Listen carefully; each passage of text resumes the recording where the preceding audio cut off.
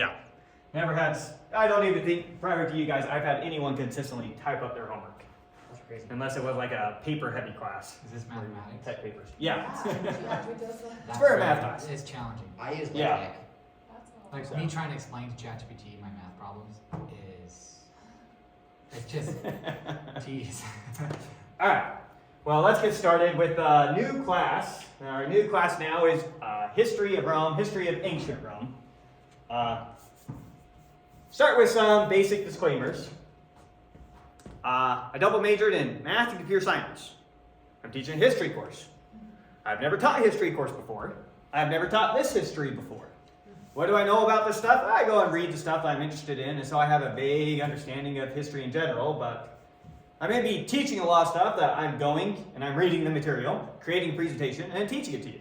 I do not have next week's presentation made yet. I will be creating it as I go, so I have no clue how fast we'll cover the material. I have no clue what material we're going to cover. All I'm going to do is quickly read the material that I have, come up with the presentation, and present it to you, and that's all I'm doing. So you should very much be on your guard.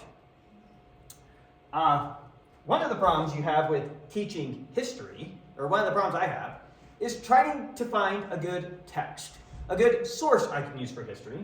We have a problem, particularly amongst historians, that activism infiltrated the universities roughly in the 60s, and so a lot of historians have turned into activist historians, and they have their own little agenda, and they portray history with this tilt towards their agenda, whatever their agenda happens to be.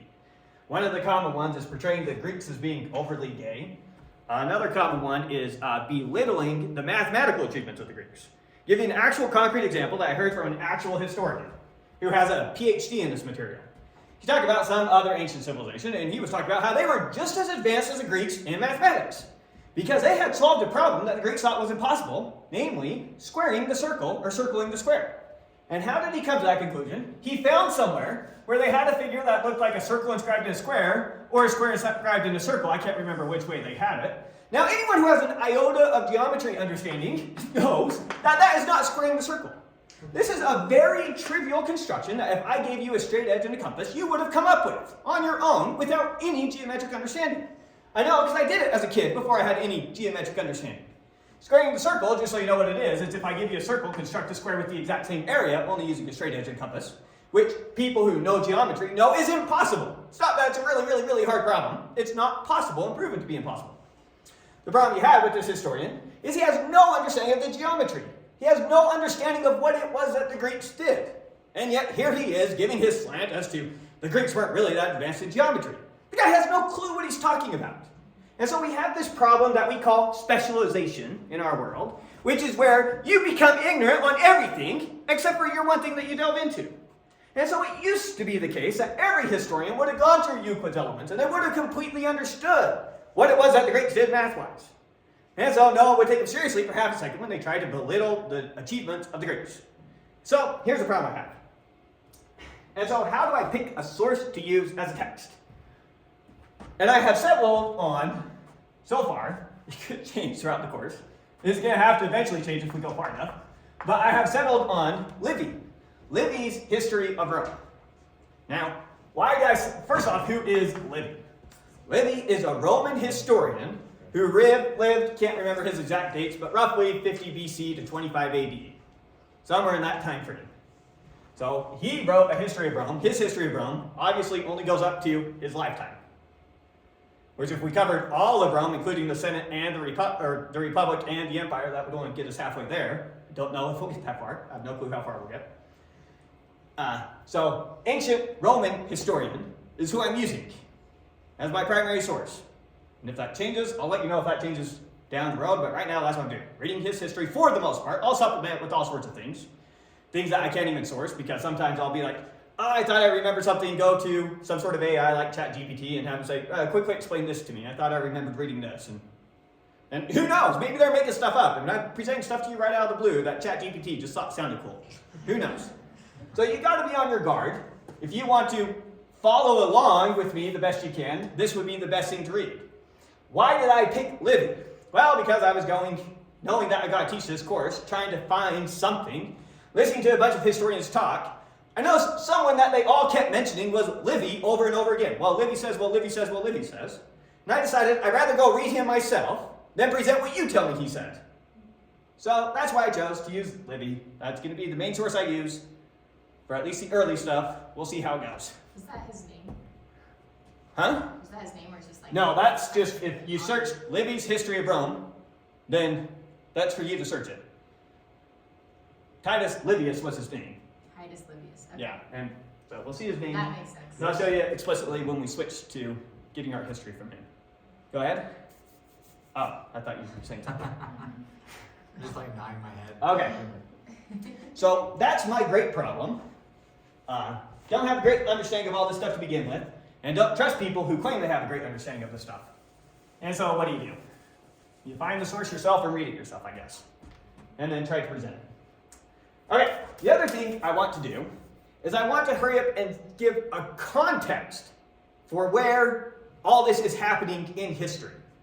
So this first class, I'm going to try and give you a blast through of world history up to roughly the year 509 BC, which is the legendary founding of the Roman Republic. So really quick, that's what I'm going to be trying to do is blast through world history up to that point, setting us up to then cover Roman history. That will be my big attempt here.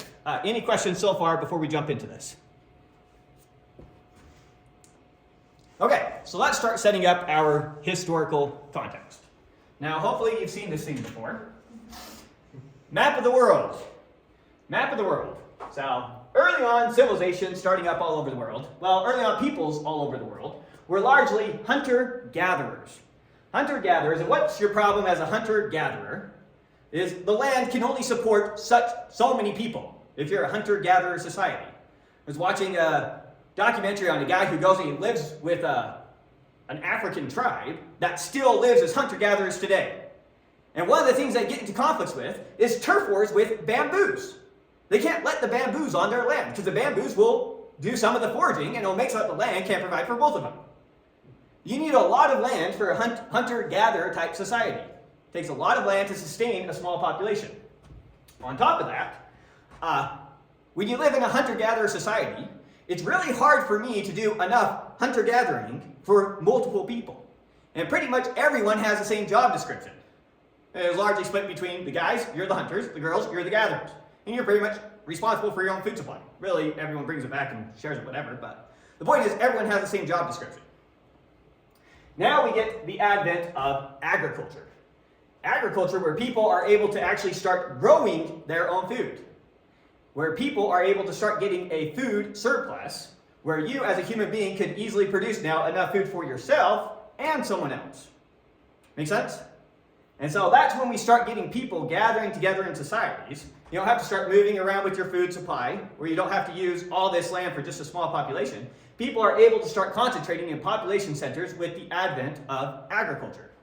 And with people gathering together, and since everyone doesn't have to be in food production, you can then have a guy who specializes in, well, if all you guys are cutting crops, maybe my job can be constructing the tools for cutting crops. And then, if, well, we're growing all these crops, maybe my job can be getting the crops to where they need to go. And I could be the one who hauls off the crops. And so you start getting specialization and specialties. And it is no longer the case that everyone has the same job. And with that, you start getting societies, you start getting what we roughly refer to as civilization. Cities being built. These population centers coming together. Now, there's 4 major places that this is going on. Along the Nile River, up here. Along the Tigris and Euphrates rivers, over here in Mesopotamia. Along the Indus Valley River over here, and the Yellow River over here in China. We will largely only care about what's going on in this part of the world. We're doing a history of Rome. In case you don't know, Rome is right there. And so we're going to largely focus just on what's going on around the Mediterranean Sea. If you are hazy on your geography, it's good to go learn some basic geography of this area really quick. And know the basic names of the mountain ranges, the peninsulas, the rivers, stuff like that. Because we're going to be referring to them a lot. So now I'm going to be quickly blasting you through a history going on in this region. We're going to ignore India, we're going to ignore Asia, we're going to ignore the Americas. Make sense? So now, diving in, This is the Mediterranean Sea. Let me show you exactly where we're diving into in case you're not very familiar with it. Our zoom in screen is going to be like right here, down further.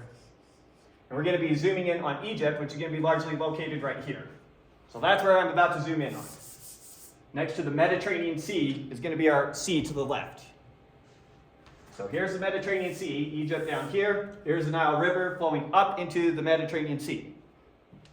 Now, if I were to take you, swipe all humans off this earth and take you, and you get to pick somewhere where you want to start a civilization, it is hard to pick a better spot than right here next to this Nile River. This Nile River is a wonderful river for civilization. Why? It is a very consistent river. It floods very consistently, and when it floods, it deposits very fertile soil, so it's very easy to grow crops here. You can't mess it up. It said that the Egyptians, they could just throw the seed and let their livestock walk over the seed, and that was enough to make sure it was taken care of. It was just simple. So, very easy for them to grow food along the Nile. Very quickly, they get a surplus of food along the Nile, and so cities start forming up along the Nile relatively quickly. And as you start getting all these city-states forming along the Nile, city-states start getting influence over city-states, and pretty soon you see united political units happening in Egypt. So in Egypt, we have what we call the Old Kingdom, going all the way back to 2000 to 2700 to 2200 BC. We have the Old Kingdom, which would have been roughly this area right here. It's where they united. This is referred to as Upper Egypt, because the river flows that way. This is Lower Egypt. Upper Egypt, Lower Egypt. So this kind of evolved on its own, coming together as a political unit. This kind of evolved on its own, coming together as a political unit. And they came together roughly for this time frame, what we call the Old Kingdom of Egypt. Pretty stable political unit. That's about the time frame that they built the pyramids. And then they have some turbulent periods where they kind of split again and come back together. And so we have the Middle Kingdom, which is often referred to as a period of reunification, because we brought Lower Egypt and Upper Egypt back together. And then they have a little bit of turbulent periods again, and then you get what we call the New Kingdom. The New Kingdom is what we have on the map here. It's Egypt at its very height. The most famous pharaoh at that time would have been Ramses II. This is referred to as Egypt's Golden Age. This is the height of Egypt. Egypt will never reach these heights again. But what Egypt is doing before everyone else is uniting tons of city-states together, kind of under one political unit. And so you're going to hear me say over and over again in this class, Egypt is Egypt. All these cities kind of come under the pharaoh, and then from there on out, it's under the pharaoh. So when someone comes and they conquers Egypt, if they can get the pharaoh to fall in line, all of Egypt falls in line. When you compare that with when you try to conquer a Greek city-state, if you go conquer one Greek city-state, the next city-state 5 miles over couldn't care less. They say, you don't have control over us just because you got control over them. You got to go conquer that city-state. And you have the next one and the next one. The Egyptians aren't like that. They are now coming together as one political unit. Very stable society.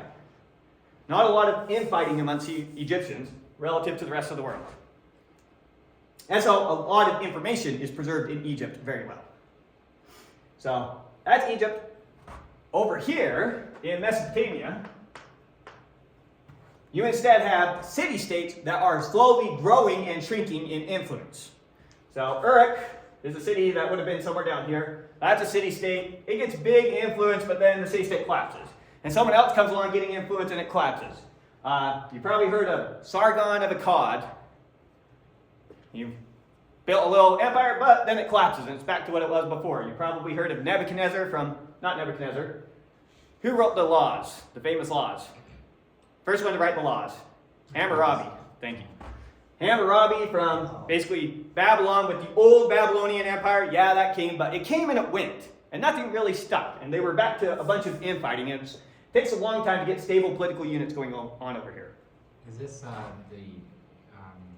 Jewish Babylon, or is it a different Babylon? It's the Babylon that the Jews will be ultimately taken to. So we'll briefly talk about some Jewish history and how the Jews tie into this. But yeah, it's the Babylon that the Jews' second exodus is their exodus from Babylon, the city of Babylon, in the civilization that also set up Babylon. We often call the civilization after the one city-state that kept just growing in power. Just like Rome refers to both a city and an empire. Babylon refers to both the city and the empire that Babylon establishes, that city-state growing. And so, Tigris and Euphrates, the Nile, very nice river. We love this river. Tigris and Euphrates, on the other hand, these are not very well-behaved rivers. They flood very unpredictably. It could be the case that for 10 years they flood one way, so you build all your infrastructure thinking that it's safe. And then on the 11th year, it floods a completely different way, wiping away all your bridges, all the infrastructure you built around that river, thinking that it floods this one way. So these are very poorly behaving rivers, wiping out infrastructure all the time. And as these city-states develop, they start associating gods with each of their own personal city-states. And so every god kind of has, or every city-state kind of has its patron god that they look to. And if my city-state beats your city-state in conflict, that's because my god is stronger than your god, so to speak. And we're also going to, and worth noting is the kings of these city-states are also the high priests of the city-states. This is something that we're going to notice a lot when we get into the Roman government, is that there is a very close tie between religion and government. And that is the norm through history, not the exception. So that's one thing that's going to seem weird to us. The king and your high priest are kind of one and the same thing. The priests in your city-state are kind of the bureaucrats in your city-state as well. And all those things are going to be tied together. So you got little kings over each of their city-states, each growing in power, shrinking in power as time goes on. We also notice a big difference in the gods over here versus the gods over here. The gods that the Egyptians worship, they're very kind, loving gods, always giving to their people with how the Nile floods so perfectly and consistently. These gods over here, their inhabitants are terrified of them, saying, please don't punish us today with your flooding rivers and misbehaving rivers. But so the nature of how these rivers are behaving is a big part of why this is able to unite so soon, and this takes a lot more time to end up uniting in close to the same way. So at the time where Egypt is Egypt, this is still rivaling city-states all fighting for their own local control of their own local places. Make sense so far? Okay. And so some of them come and go with power, but then we get to what we call the Bronze Age collapse. So looking at the Bronze Age, this is basically looking at the end of Egypt's height. So going back to this, I told you that Egypt, their new kingdom lasts from 150 to 1069 BC. Sorry, 1550 to 1069 BC. That's the span that Egypt's new kingdom spans. When they collapse due to something that we call the Bronze Age collapse. And when they become a smaller power, that pretty much occupies Egypt, and then they're just there from that point onward. And so they collapse with what we call the Bronze Age collapse. And with the Bronze Age collapse, everyone around the Mediterranean, their civilization basically regresses, goes back in some way, collapses. And so the Egyptians over here, well, did I mention the Hittites? Doesn't really matter. This is just kind of showing the major players of the map. Egypt's big blood on the block, but you still have the Hittite Empire. I guess the next map shows it as well. So Egypt, here's Egypt's power at the time of the Bronze Age collapse. There is a Hittites here, but they're not nearly as powerful as the Egyptians are. You see the Assyrians starting over here, but they're still not near as powerful as, they're not as established as the Egyptians are. Babylon over here. They didn't label Cyprus here, but Cyprus would have also been a major player at this time. So here's the major players at the time of the Bronze Age collapse. At the time, the Egyptians are kind of at war with the Hittites just before the Bronze Age collapse occurs. And, well, these are the major players. Should we bother talking about Cyprus for a second? Cyprus, that little kingdom, is also one of the major players at the time because it's the Bronze Age. And what do you need for bronze? Tin and copper. And so it turns out that Cyprus was one of our major copper suppliers at the time. And so since they were one of the major copper suppliers, and they're situated to be good traders, they were actually quite a wealthy little civilization at the time. So they would have been one of your major powers along with them, then the Babylonians and the Egyptians, with the Egyptians being the most powerful one on the block. And your tin, it's kind of weird that the Bronze Age happened how it did because tin is so rare. And a lot of the tin at the time was actually coming from the United Kingdom. Really? Those lands, yes. Wow. So copper was somewhat common, but tin they had to go far for. Why is Babylon separate from Assyria?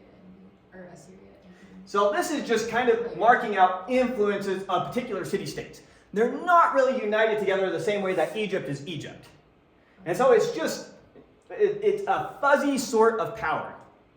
to say how they really are. And so in Assyria, you kind of have these three city-states all together kind of forming the backbone of the what becomes the Assyrian Empire. Babylon, it has powerful cities around it as well that are just shifted more this way, that are kind of the heart of the Babylonian power. And so it's not highlighted here, but it is one of the big players at the time. Now, what this map is showing is somehow, some way around 1100 BC, we see a massive collapse in all these civilizations around the Mediterranean Sea. What do we actually observe? So everywhere that we see fires here are confirmed destroyed cities. Oh, there's And, Troy. huh? There's Troy. Troy's right there, yep. So all the fires are showing confirmed destroyed cities, and all these blacks right here, you probably can't tell, it's two guys fighting each other. These are confirmed battles that happened at this time. And it's still speculated amongst historians what exactly happened here. All we know is that we had all these empires on the rise. Egypt was Egypt. And then suddenly, they disappeared and a bunch of cities were destroyed. Wow. Kind of. We have a few things documented.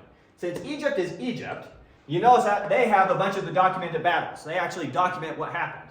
And what they talk about happening is a sea people, the people coming by sea, were invading the lands and conquering all the lands and working their way down to Egypt. And Egypt actually documents their battles with these seas people. That's the way historians refer to them, as the seas people. Outside of that, we have some evidence for droughts occurring at this time. We have some evidence for earthquakes happening at this time. And then outside of that, it's largely just speculations. So here's the current speculation as to what led to the Bronze Age collapse. There was unusually dry years back to back, where there wasn't very much rainfall. That lack of rainfall meant that your vegetation up north wasn't thriving as much as it should have. Now, up north, you still largely have your hunter-gatherer societies. And if the land's not providing for them, what do they got to do? They got to go to wherever the food is. And so what you have is harder people from the north coming down to the south to more civilized places. And what you're going to have in more civilized places typically is not as hardened people. Who's going to be your better fighter? The guy who's been hunting his whole life, or the guy who's been growing crops his whole life? And so it's going to be the case that hardened men, typical or standard trend in history, come and conquer the softer men in the more civilized places. The hard men from the north conquered the soft men in the south. Common story.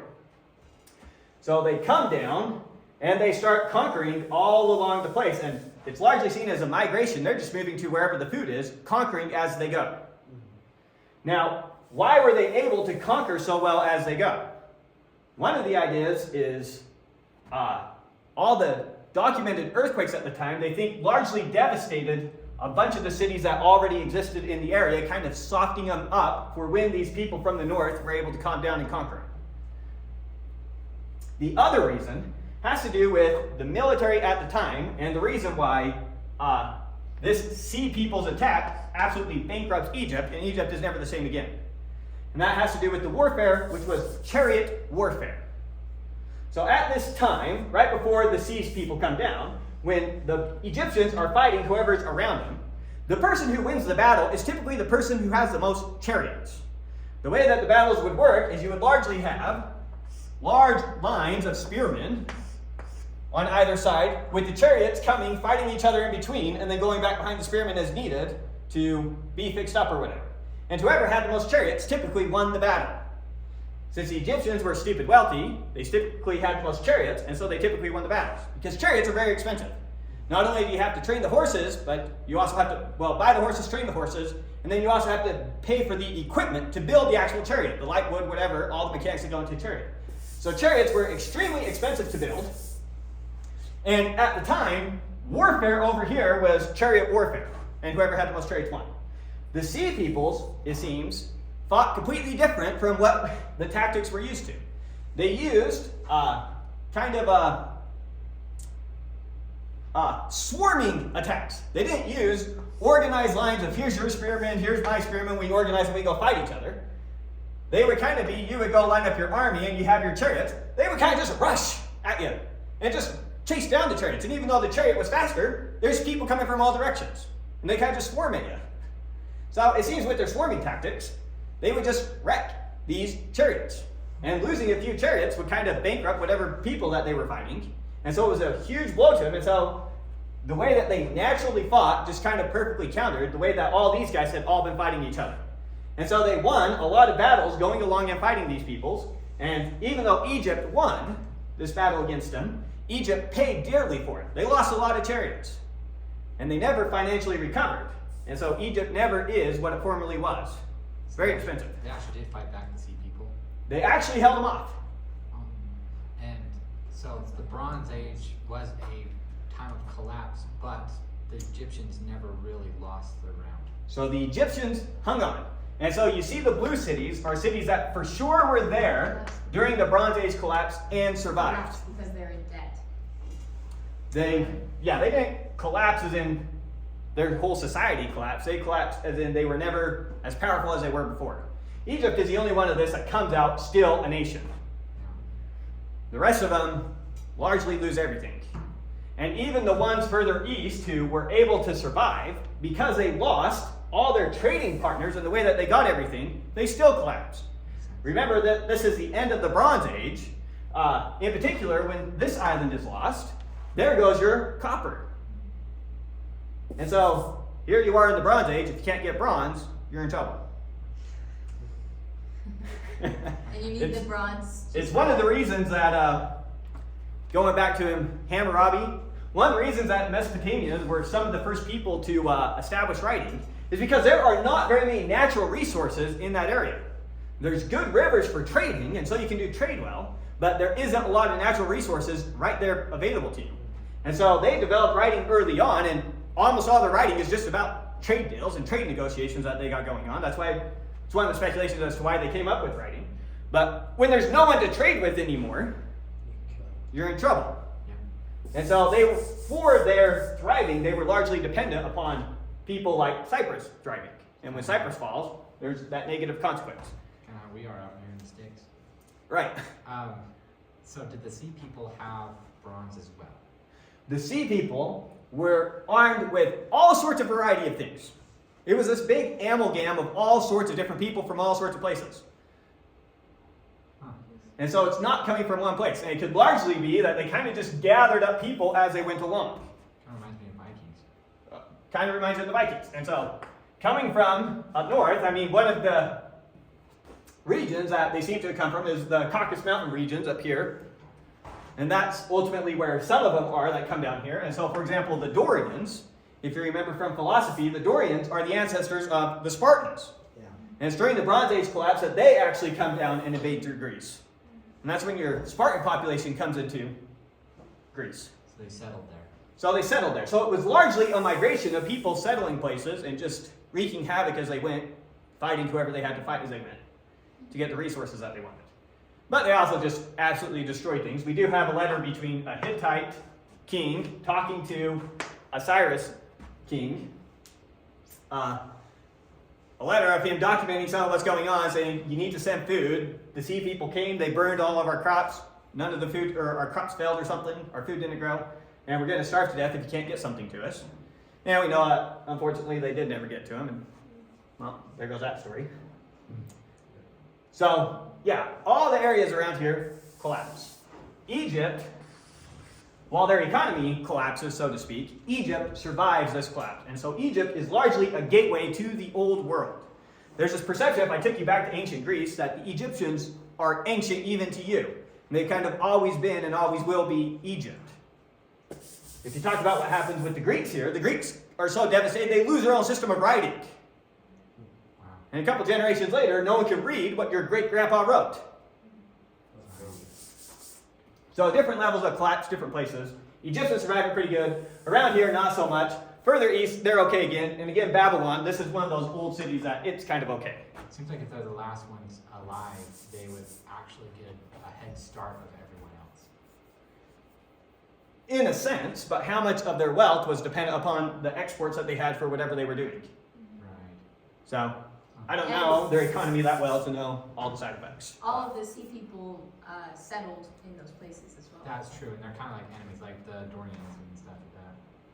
Yeah, the Spartans always viewed themselves as invaders in Greece. And they never really liked like the Egyptians, likely, if they've been warring for hundreds of years or whatever. Oh, the Greeks weren't really warring against the Egyptians. It's just to siege people. They kind of came, it was kind of an epidemic. It's all suddenly happening, and then things settle down. I see what you're saying. So the Dorians just went down, they stopped, of course, which is... Right, so it was a big group of people. At the same time, it's speculated that this is when the Latins that we'll be talking about also invaded down into Italy. Yeah. And so a bunch of people from the north seem to be moving down to the south at this time.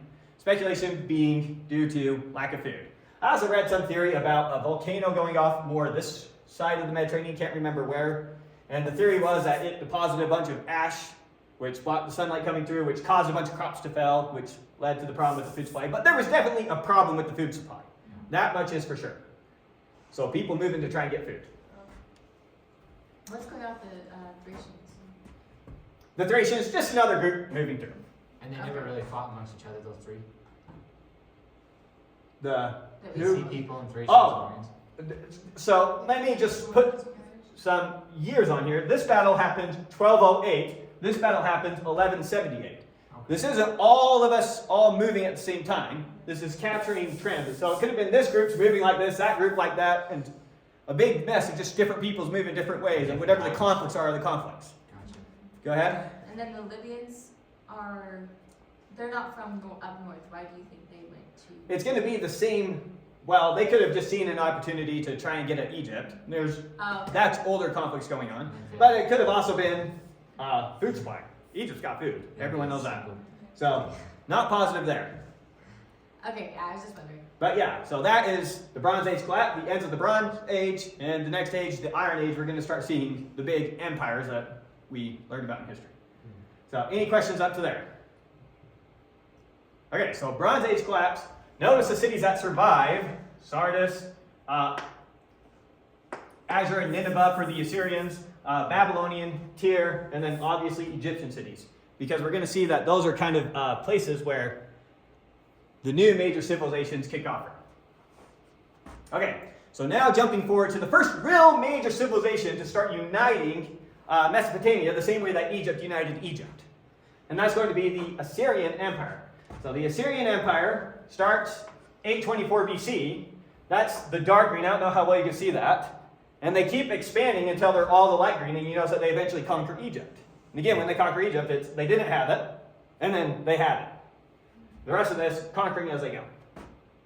The Assyrians were particularly brutal empire, brutal government. Built into their theology was the day that they stopped expanding the empire, the apocalypse would occur. And so they had to keep expanding as they went. And they were very harsh to the peoples that they conquered. What they would do when they conquered a place is, if they conquered this city, they would take all the inhabitants of that city, scatter them all over the empire, and pick people from all over the empire and put them in that city. So completely separate you from the people that have your same cultural connections so that you can't organize any sort of retaliation against them. Is that what Genghis Khan also did? Yes. Now, looking down here, first off outlined in yellow, harder to see, so I'll color it in. Outlined in yellow here, we have the kingdom of Judah. So I'll talk a little bit about the Jewish history. Jews come out of Egypt, they go up here, and they establish the kingdom of Israel. And then you might know some of your Jewish history that after Israel, after Solomon, the kingdom splits between his son and one of his generals. And so the northern half of Israel was up there. The southern half is down here. The southern half contained the tribes of Benjamin and Judah. And so, since Judah was the more populous of them, this is called the kingdom of Judah. And who are the Jews? They're the people from Judah. And then the other 10 tribes lived in the northern half. When the Assyrians conquered the northern half, they scattered them all over the empire. And so that's what is commonly referred to as the 10 lost tribes of Israel. They're the 10 tribes that lived in the northern half that were scattered all over the Assyrian Empire and lost to history. And that explains the age-long question. And the crazy part is that this little kingdom of Judah is able to hang on. And you got your Bible story for how the kingdom of Judah hangs on. So you can go read. So Judah survives the Assyrians. Which story is it? I'm not going to be able to name the book right now. I'm reading it now. What comes after kings? It probably is kings. Okay. Chronicles? Around there. Anyways, so the kingdom of Judah survives the Assyrians. This is how big the Assyrians get. Now, the Assyrians had built into their ethos that they were never going to lose. So they were particularly harsh. They had built into their ethos that they were never going to lose, and eventually a day comes where the Assyrians lose a fight. And this just destroys their perception amongst the population, and people realize, we can overthrow the Assyrians. We can beat them. And so, in particular, Ecbatana, something like that. In particular, that city and Babylon, peoples in those places kind of work together to overthrow the Assyrian Empire. And so we're going to look at what happens when they're overthrown. Before we move forward, I want to quickly notice up here, we have the kingdom of Lydia being established around Sardis.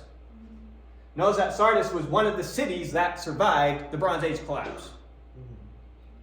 And then, we don't show it on this map, but even though they're conquered by the Babylonians, we've got the Phoenicians starting here.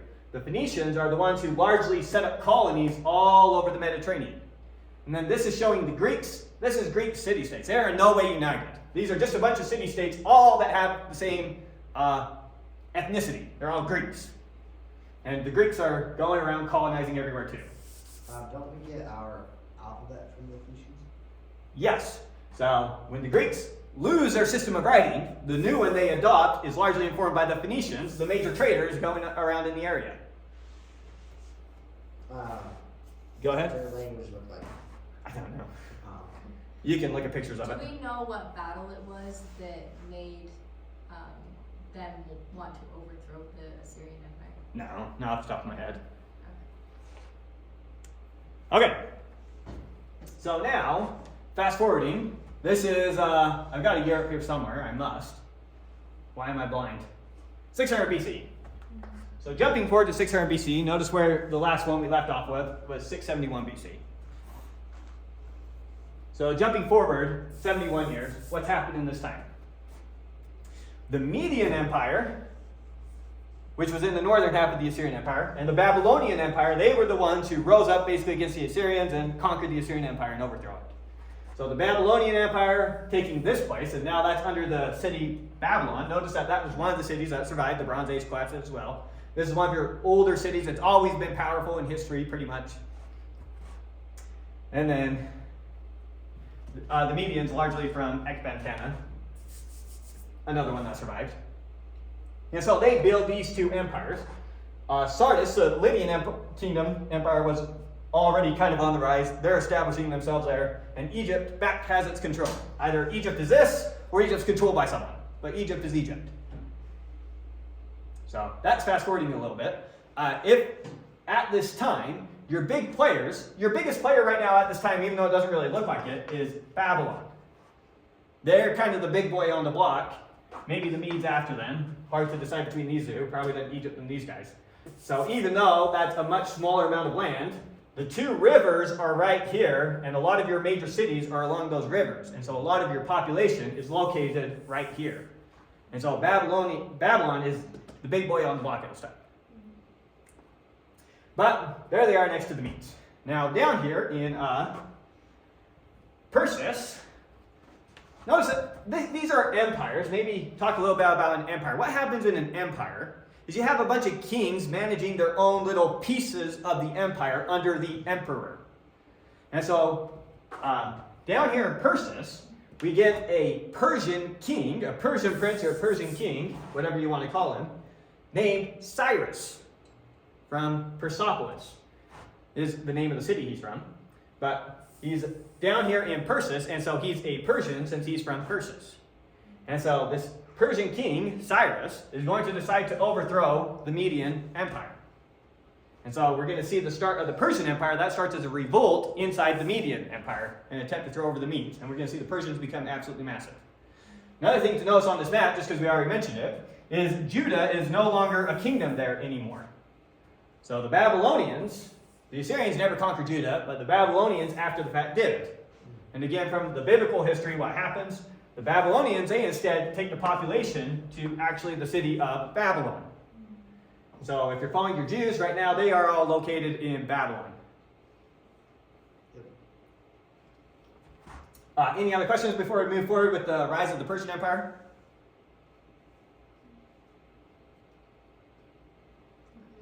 Okay, so we're going to see the Persians start overthrowing here, and the Babylonians are kind of going to expand down this way.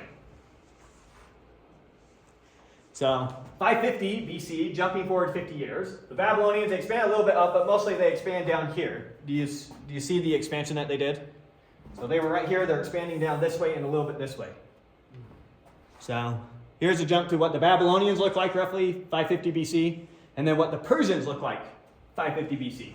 So remember that the Persian, it's a revolt inside the Median Empire. So they're overthrowing the Median Empire, a Persian king, going and conquering it as he goes. So conquering largely what was the Median Empire, the Babylonian Empire, again right here. And again, who's the more powerful empire of the two? The Babylonians, the Persians? Probably the Babylonians at the time.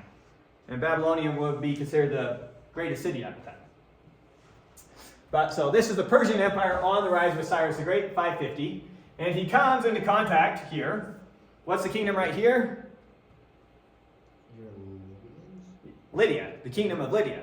So the kingdom of Lydia is right here after he conquers, due to some sort of a type of family dispute. Can't remember the exact details of it. Somehow there's a relation between kings here, and some sort of dispute comes out, and as a result of that dispute, I remember what it was. There's some city somewhere right there in the Lydian Empire where the ruler of the city is somehow related to Cyrus the Great. The Lydians were worried that he was going to join with Cyrus, and so they went after him. And so he asked basically for protection from his cousin, or whatever Cyrus was to him, which gives Cyrus a good excuse to go to war with Lydia. Did they need an excuse to go to war? Oh yeah, everyone's out to expand. Well, I mean, did they need an excuse to do it? Why couldn't they just expand? The people follow along with it better. Yeah, it's always, you're going to notice this happen over and over again in history. You always need your excuse for war. And there's always going to be the rationalization why you're actually the good guy, and you're helping. Trying to convince your people. Right. Yeah. So they're the bad guys trying to overthrow his brother simply because he doesn't like his family relations. And I got to go help my brother or cousin or whatever it was. So we'll see them go to war with Lydia. Before we do that, let's look just to the left around the Mediterranean and see what around the Mediterranean looked at 550 BC. So still the same map. So I showed you what Babylon looks like at this time. I showed you what Persia looks like at this time. Now we're looking to the left over at the Mediterranean Sea, looking around the Mediterranean Sea at 550 BC. All the blue, Greek colonies. Again, they are in no sense united together. They're just a bunch of Greek colonies. The Greeks, as a result of their land here, their population couldn't grow. It's very mountainous, and so they were always sending out colonies of people to other places. And then the Phoenicians, they were just massive traders, and so they just went along establishing colonies as they went. And so your trade in the Western Mediterranean is largely controlled by your Phoenicians, and in the Northeastern Mediterranean is largely controlled by the Greeks at this time. Go ahead. Did the Greeks conquer a part of Egypt? No, they just would go colonize all over the place. Why is there blue? I have no idea. It looks like something's vaguely written there. No. Okay. They have no war with Egypt at this time. There's no conflict with Egypt at the time. That just might be a mistake when they made the map or something. I don't know. Okay. Or maybe there was a Greek colony there, and it's just the Egyptians grew around it or whatever. I don't know. Just Okay. All right. But anyways, remember we're doing a history of Rome. So 550 BC. Where's Rome right now? Masters of the Mediterranean. At this time, Rome is right there, just a city. How was it founded? We'll get to the founding of Rome. We'll do Rome's history up to this point, but just want to show you what the world looks like close to when the Roman Republic is founded. Rome as a city is founded 753 BC. Okay. So the city at this time is 250 years old, but nobody's on the map. You're looking at Italy. Your powerful guys to the north are the Etruscans. Your powerful guys to the south are the Greeks. Romans are nobodies at this time. We already talked about the Phoenicians in particular. There's already that colony right there that we call Carthage at this time. It's a very powerful colony. It's so powerful that it's now establishing its own colony, and Carthage has a lot of control over this area. We'll see a lot of conflict between the Romans and Carthaginians going forward. So it says here. Go ahead. Oh, sorry. It says here at 500, 550 BCE, there was a Greek settlement called Naucratis, whatever, a trading settlement in the Nile Delta. Okay. And Looks like that's what they're the Delta of marking. the Nile. They do have some sort of name next to that, but I can't make it out. I have no clue what it says. That's So, Probably what it is, yeah. yeah, there you go. That's so cool. No. You got a Greek colony down Do you there. think that It's like they're, what do they call that, where the countries have a piece of their country and others? It's like an embassy. Embassy, that's it. do you think that their religious beliefs clashed very much at this time? A lot of the times when these older cultures came together, and this culture had one god and this culture had other gods, they largely just assumed that they were using different names for the same beings, the same deities. And so you have your god of the sun, we have our god of the sun. And you call him one thing and we call him Apollo or whatever. And so that's how it was largely rationalized. There's nothing strange to these peoples that these peoples have their own names for their gods, but we're all coming up with gods for the same thing. You have the god of the sun, so do we. You have the god of the earth, so do we. They spoke a Which different makes a lot of language, right? sense, yeah. Spoke Huh? a completely different language, correct? Yes, completely different languages. I mean, So, yeah. we're going to watch how the Romans pretty much just adopt the entire Greek pantheon. Yeah. We'll see pretty much for every Roman god, you can come up with its Greek counterpart. And we'll see a lot of that. Any other questions for this picture so far? I think we're good. Okay, so now Persia on the rise, because I'm trying to hurry up and get to 509 BC. So they were going to war with Lydia. 3 years later, they have Lydia. And now they're looking at the greatest city on earth at the time, Babylon, and they're saying, I want that. And they got it. And so, fast forwarding to 540 when the conflict with Babylon starts, here's roughly what it looks like. Here's the Persians, here's Babylon, here's Egypt. Inevitably, these two go to war with each other. Spoiler alert, Persia wins.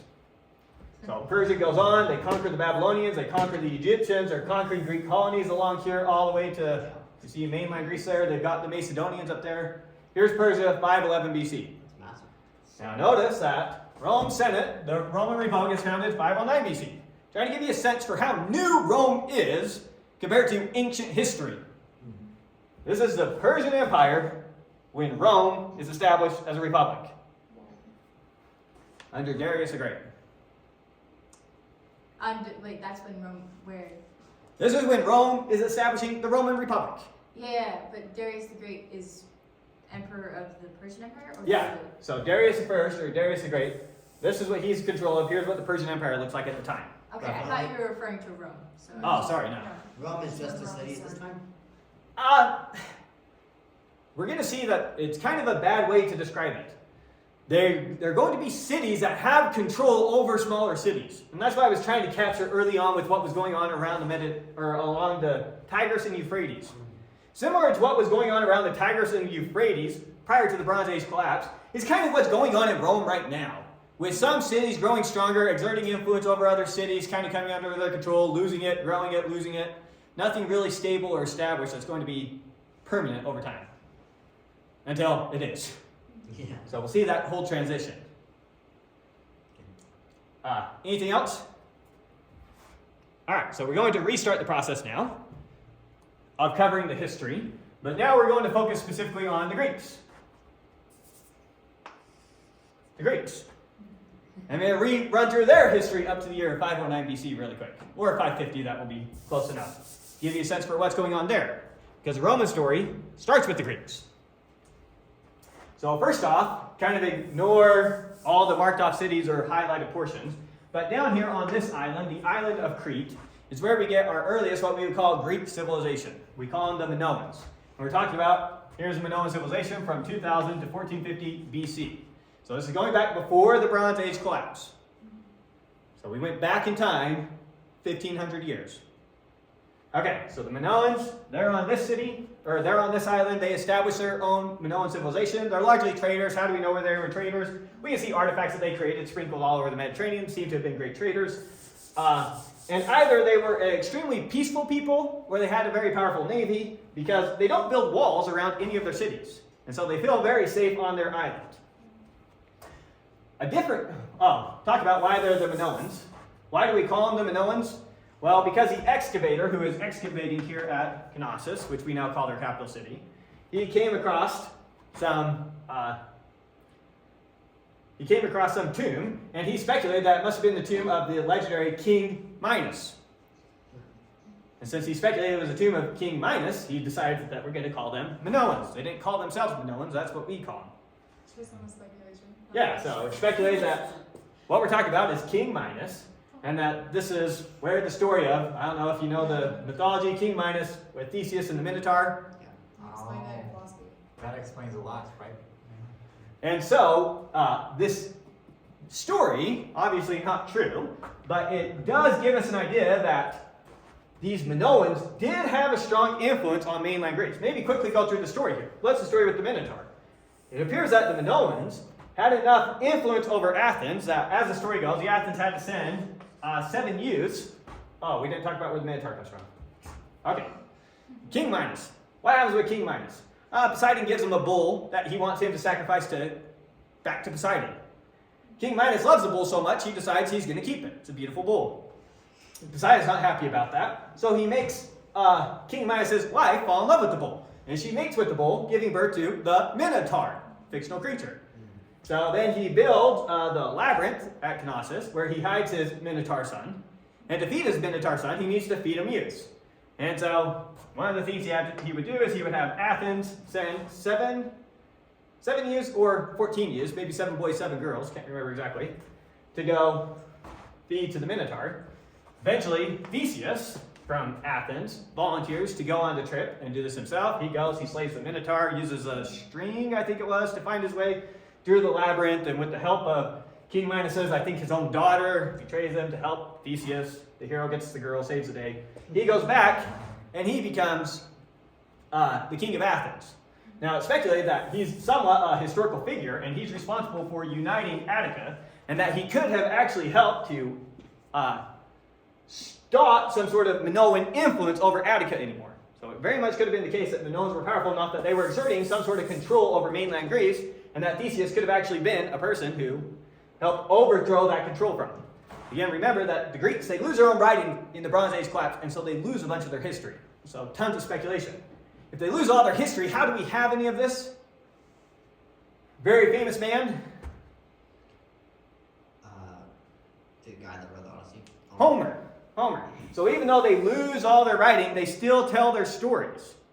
And so Homer, the flying poet, he was someone who lives just as, so you have the Bronze Age collapse, you have what we call the Dark Ages, and then the Iron Age. Homer was alive just as Greece was recovering their writing system. And so he had heard a bunch of stories that were passed down through generations, and then he had finally written a bunch of the stories that he had heard all this time down. And so he's a huge connection that the Greeks have to their past. But mostly, how do they have connection to their past? Since they don't have it through their writing, they have it through their storytelling. So these stories were told over and over again, and that's where we get all the mythology. So we get a lot of mythological stories before writing was widely used. Is that what? Writing was widely used, and then it wasn't. So They were writing, and then they all became illiterate and couldn't read the writings of past generations. Right. So this creates a time where a lot of mythical, you can't cross-reference, you can't find sources. Right, and so you are telling the stories that your dad told you, that his dad told him, that his dad told him, that his dad told him. And so that's how things are being passed down. And so a lot of the Greek theology is meant to be told. It's written to be told. Anyways, so yeah, that's their connection to their past. So while a lot of their history, we have to try and scrape away from mythology to figure it out. Anyway, so that was the Minoans. They have a great civilization, does whatever it does. The Mycenaeans now are the mainland Greeks. Minoans down here, Mycenaeans. The Mycenaeans just start developing here. And again, Mycenaeans is just the name for everyone's living on this Greek peninsula. They, unlike the Minoans, seem to be an extremely warlike people. And they, for example, build massive walls around all their cities.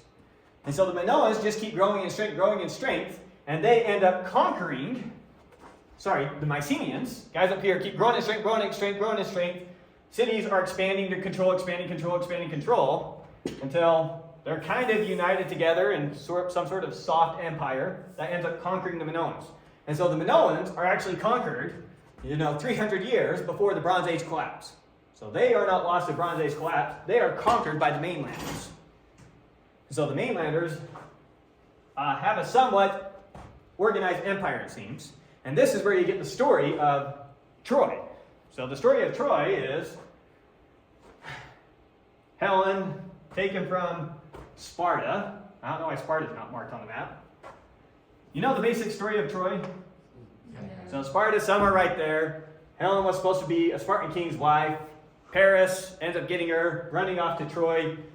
The Spartan king was a brother of, why am I spacing on his name? Main king of the Greeks at the time from the Iliad. No. I know his name. I know. Agamemnon. Agamemnon is the big Greek king at the time, and the Spartan king is his brother. The king of Sparta. This is before the Dorians come in, so not the Spartans we know and love. Anyway, so she ends up getting taken away to Troy, so all of Greece goes after her. That's the Trojan Wars. Now again, Troy was likely not just some dinky city by itself, but it was some powerful city that exerted control over the areas it exerted control over. So you might think, how could they stand against this? Well, it's going to be similar type things. Isn't on his way back he runs into a Cyclops? Yeah. No, that's Odysseus. So yeah, so That's the Iliad Odysseus. is the story of them going and having the Trojan War and the fight at Troy. Yeah. And then the Odyssey is Odysseus coming back home from Is Troy. there a speculated island of where he landed it? Just for fun. Where he was? They speculated that he went What to the island other did side they- of the. He did run into the Cyclops, just out of curiosity. Did they speculate that? Oh, no idea. Okay. But there is the stories about later Greeks now looking at the ruins left behind by the Mycenaean Empire. And when they see the massive walls, they speculate that those walls must have been built by cyclopses, giant creatures, because man could not build those types of walls.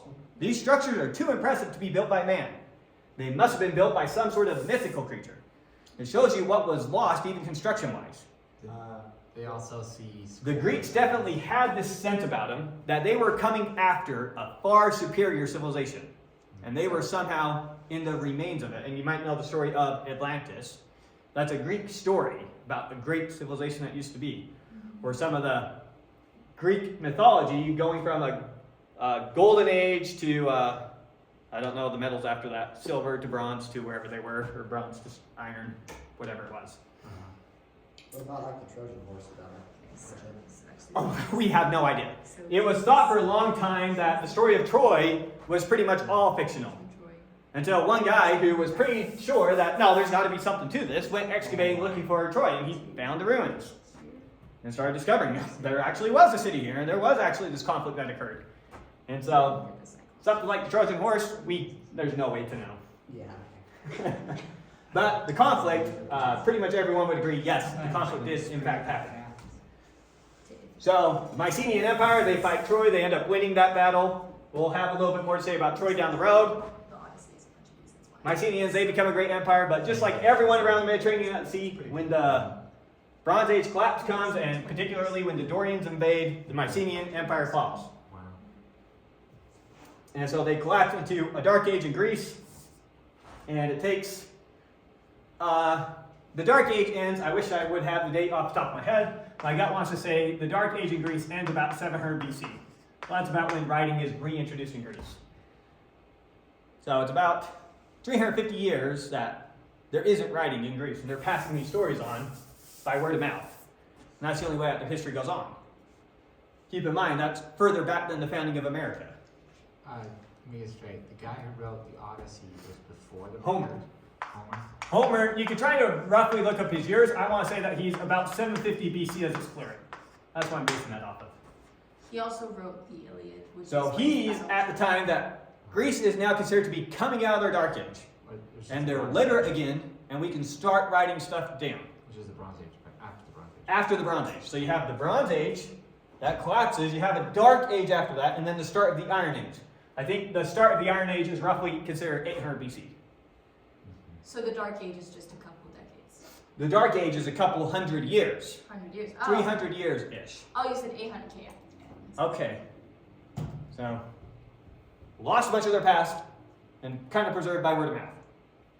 Cool. Make sense? Yes. Okay. So now that we did, oh, well, we already talked about it. So then they collapse for the same reason that everyone else collapses. The Dorians come in, the same people that established the Spartans, and that's what happens with the Greeks. So then the Greeks that we know and love end up recolonizing around as they go. The Greek terrain itself is extremely rocky terrain. As your cities are growing, your population has to go somewhere. There's such rocky terrain in mainland Greece that as their cities start growing, they can't let the people stay. And so the Greeks are people that send out a lot of colonies simply out of necessity. So they're growing, they got people coming there, they can't keep them there, can't support the populations, or they end up setting up these colonies to transport the food. That also happens a lot. So that you can support a larger population in a city than what the land around you could actually support. And so you start getting great naval cities as well. Great trade cities, great naval cities start showing up here all over. And we've talked a lot in philosophy about like the city of Miletus. That's a pretty famous one, very powerful Greek colony. But so the Greeks go through that episode, and now they're reestablishing themselves around the Mediterranean. Again, we're back to 550 BC. All right, so gave you what was going on in the Far East, gave you what was going on with the Greeks, and now, if there's no questions about that, ready to jump into the Roman story. Any questions before we jump on to the Romans? All right, so we're now going to do Aeneas to Romulus. Aeneas, just to already give you a sense for what this picture's saying, he is a character from Homer. As in Homer, who wrote the Iliad. He's a character in the Iliad. This is him escaping Troy as it's being burnt to the ground with his wife, his father, and his child. So that's where our story is going to start. And we're going to run all the way up to Romulus and Remus being fed by a she-wolf. Okay, so starting with Aeneas there. So now we're on to Roman. Yeah, now we're focusing on the Roman portion of the history. As they told it to themselves. Okay. One more thing I need to keep in mind is Rome, the city itself, was sacked 390 BC. And so a lot of their history that occurred before that time was just lost in the sacking. Kind of on par with the fire at the library at Alexandria. A bunch of stuff was just lost. Just a bunch of their history was lost. Now, it's not like they went into a dark age like the Greeks where they lost everything from their past and had to rely on stories. The people lived through the sacking and Rome continued on its merry way. It's just that event had happened, and so it's speculated that a lot of their history was lost that time, and so prior to that, it's less reliable. After 390, it's much more reliable. As we get closer to 390, it becomes more and more reliable. But we're going to start with an absolutely fictitious beginning of Rome, but it's a story they told themselves. So here's a story the Romans told themselves. And so we're going to talk about the story of Aeneas. What are the sources here? Well, we're going to get it from Homeric poem, from the Iliad, and then Virgil's Aeneid. Virgil's Aeneid is kind of like Homer's Iliad, or more like Homer's Odyssey, is what we'll see it's more like. But so it's just an epic poem, and Virgil lived, can't remember his years, but hundreds of years after the fact. Right, so writing a poem about things that happened way, way in the past. Okay, but here's the sources, and here's largely the story that the Romans told themselves. How much of it is true, you can guess, but early on, likely not, hardly any of it, and as we go further on, more and more of it becomes true. Okay, so here's the beginning. Starting with Aeneas. So Aeneas is the son of Anchises, who is a Trojan prince. So we're starting at the Trojan War, the Mycenaeans attacking Troy. So Aeneas, he's the son of a Trojan prince, Anchises, and his mom is Aphrodite or Venus. As you can see, this is going to be very historically accurate. So there he is, and in the Iliad, he has his battle. He's there at the Battle of Troy, does heroic deeds, and it's only through the intervention of a bunch of gods that he's even able to make it out of the city alive, in particularly Aphrodite, Apollo, Poseidon. And he survives with a group of Trojans, and they all flee together. Now, to understand the story going on in the Aeneid, the main villain of the story, the person against Aeneas, is going to be Hera, or Juno, as the Romans call her. And this goes back to, you kind of need to know the story of the Iliad. The story of the Iliad, I don't know how much you know it, the story of the golden apple, and Paris gave it to the most beautiful of the gods, and he ended up giving it to Aphrodite, and Hera didn't take that too well, And so from here on out, the whole conflict of the Iliad has to do with this golden apple. And who got the golden apple? Which girl was considered the most beautiful? These goddesses interfering in everything. And so on the side of the Greeks, the Mycenaeans, you have Hera, and on the side of the Trojans, you have Aphrodite. Aeneas is the son of Aphrodite. So he's on the opposite side from Hera. She's the main villain of the story. She's out to get him. All right? Okay. So he escapes Troy. Hera's after him. Now, after he escapes Troy, he is ordered by the gods, and particularly Zeus or Jupiter, to go and found a new city. And he's basically told that he's going to be the father of a great civilization type thing. And he's told that he's got to get on his way and go do this thing. And, well, the gods don't really tell him exactly where he's supposed to go. And so, well, I guess jumping ahead a little bit there. So he's told by the gods, you got to go found a city. So he takes this group of Trojans that he has with him, a good group of Trojans. They build 20 ships and they start traveling around the Mediterranean. And since the gods didn't tell them exactly where they go, they say, they go to one place and they find out, oh, we're supposed to build here. They go to another place and have all sorts of crazy adventures. And it's just like, it's often compared to Homer's Odyssey. The Odyssey is to Odysseus what the Aeneid is to Aeneas. Has all these wild adventures. Well, while he's out having all these wild adventures, the important part, so here's a map tracing out his adventures, all the crazy things that go along, We're going to jump all the way to the part of the story that we really care about. So ultimately, he's being told that he's supposed to found some city in Italy somewhere. So he's on his way there. As he's going having all his adventures, around here, around the 10 mark, a massive storm, compliments of Juno or Hera, ends up blowing them way off of track, and they end up shipwrecking over here in Carthage.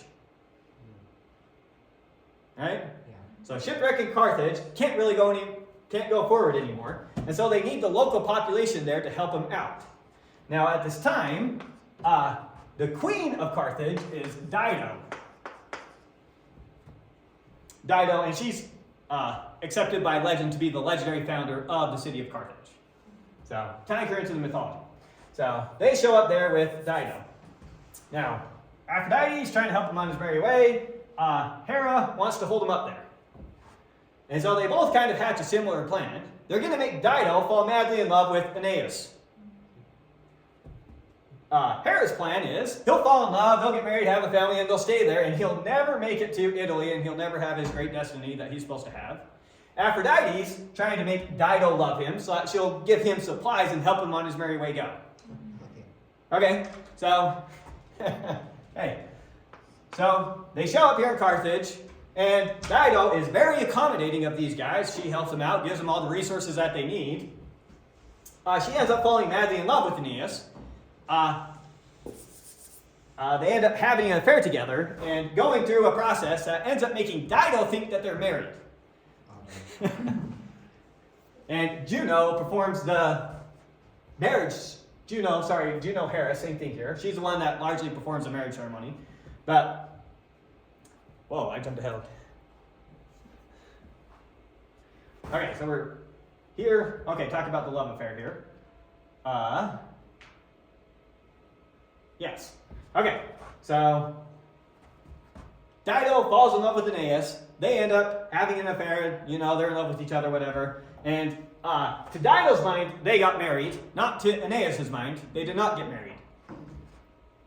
But Aeneas, he's liking it there. Things are good. And so he's kind of tempted to just stick around and stay. Zeus starts getting worried, or Zeus/Jupiter, is worried that he's not going to go and fulfill the destiny that he's supposed to. So he sends a god, Mercury or Hermes, to go tell Aeneas to get on his way. And so the god goes to Aeneas and tells him, hey, you're supposed to be about this, get back about this. So Aeneas listens to the gods, and he takes his men, and they leave Carthage off to Rome. Now, he left without so much as saying goodbye to Dido. Poor girl's heartbroken. So she gathers up all his belongings, makes a pyre of it, and kills herself on the pyre, and I think they burned the pyre afterwards. But her dying words are cursing her descendants and the descendants of Aeneas to forever be enemies. Oh, that makes sense. Laying the groundwork for, obviously, the Punic War, for those of you more familiar with this history. So, those are mythical foundations for the Punic War. It was inevitable. All right, but so land there, then they go on their merry way, and ultimately they land here in Latinium, where they finally made it to the right place. God's let them know, yep, here's where you're supposed to do it. Here's where you build your city and build your great empire. Now, when they show up there in Latinium, there's already people there that we call the Latins. Now, this map over here is just showing the languages that people spoke. Do not think about these as organized empires or political units or anything like that. Okay? But the point is that the Latins here in Latinia spoke a different language, and so the theory is that the Latins came to Italy about the same time that the Dorians went to the Greeks. The Latins came down and invaded Italy. They are not natives to the land, the same way that like the Etruscans up here are natives to the land. They're the new boys on the block, so to speak. Now, of course, that was hundreds of years before this, but just giving you that time. Okay, so Aeneas lands here with his Trojans, and, well, once they get there, the only thing they really can do, they're a bunch of soldiers. They end up kind of harassing the locals, getting the supplies that they need for whatever they want. Now, the local king in the area, Latinus, kind of look at another map here, completely fictional map, but it will help us make sense of the story. So Latinus, he is the king of Laurentium. This city's not on the map, this city's not on the map. Ignore those. Just this city's on the map. Okay, so the king of this area, the Trojans, they come and they land here. They're causing problems. Even though here's the city, remember the cities exert influence well beyond just the city. And so they control the local area. And so it's his people that Aeneas is bringing. And so he brings out his army to go face off against Aeneas and his army. And as they're talking to each other, they decide that they'd be better off not fighting and instead creating a sort of alliance. And so instead, an alliance is formed between King Latinus of Laurentium and Aeneas, the Trojan. And to cement that alliance, he ends up giving Aeneas his daughter in marriage. And with that marriage, the Trojans then are going to found this city. Lavinia is the name of the girl that he married, and so they found the city of Lavinium. So the Latins, here's their city in Laurentium, and the Trojans, here's their city in Lavinium. And now they have a pretty good, strong alliance between these two people. They're united together. So that was looking at that map. Let's see if I covered everything I wanted here. Trojans settle. Okay, so now the problem. The problem, still looking at this map, somewhere down here there's Rutuli tribes. And so there's some city down here, don't know the city that we care about, but some city down here. And Lavinia, the daughter of Latinus, the princess from this city, was already promised to a guy down here in marriage. Aeneas, when he showed up, he kind of threw a wrench in the plans. And so the guy had to use his daughter to create an alliance between these two. Deal with the closer problem. The king down here, he's not too happy about that. He says, no, she was promised to me. And so he wants his princess. So what ends up happening, you could probably guess, he ends up getting a group of, I'm not sure how organized they are together, as probably a collection of tribes of Rutuli down here. But he ends up getting an army together and marching to attack it. Not happy about it.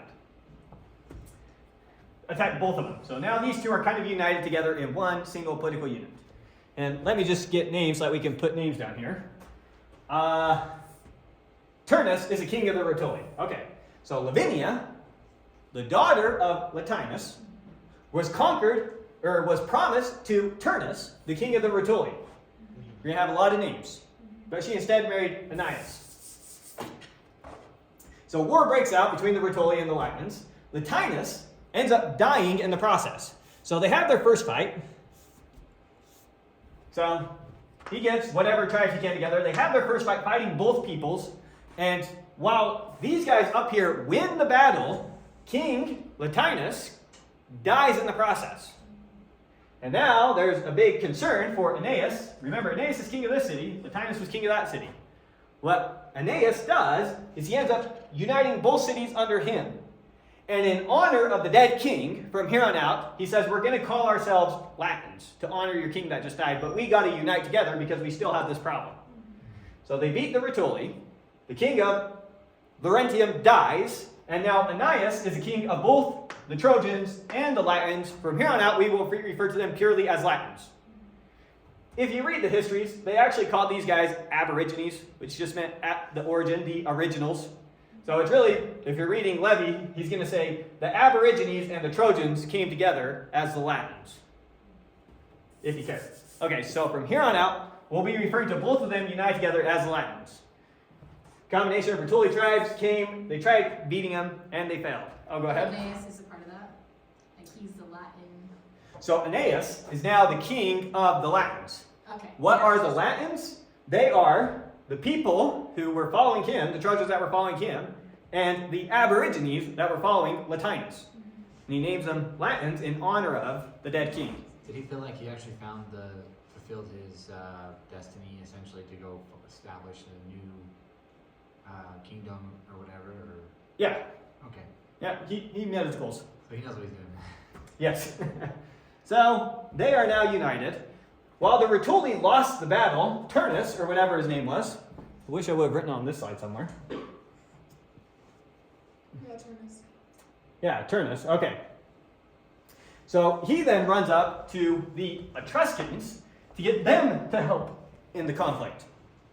Now, at the time, Italy, to the north, the Etruscans are the big boys on the block, and to the south, it's the Greeks. Everyone in the between is small potatoes.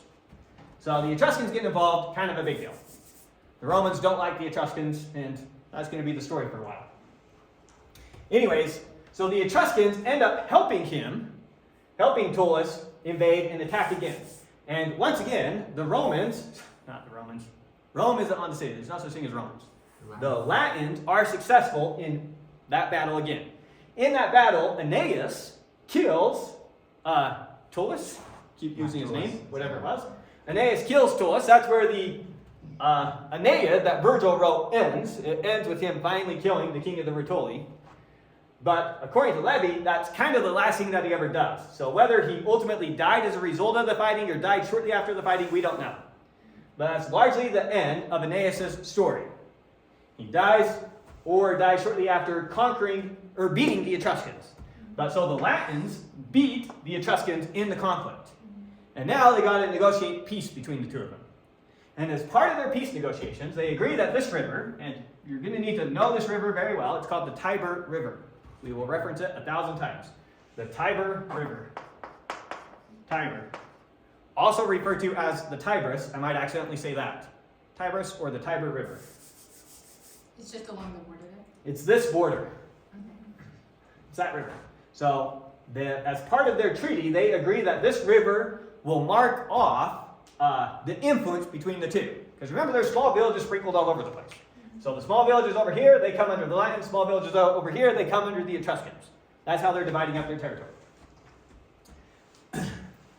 Now, the son of Aeneas, Ascanius, or however you say it, he then becomes the king of all these people. Their population is growing well enough that he decides they need a new capital.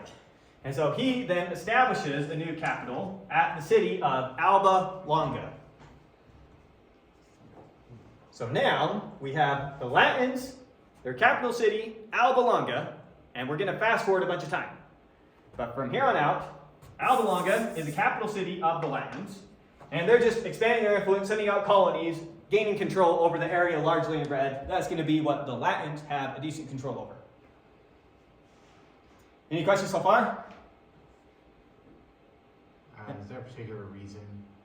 Is it just they didn't have enough infrastructure, there wasn't enough resources to start a new capital way over there? Yeah, there's not a lot of stuff referenced directly in the material. If I remember correctly, it was something to do with just needing to expand with how the population was doing.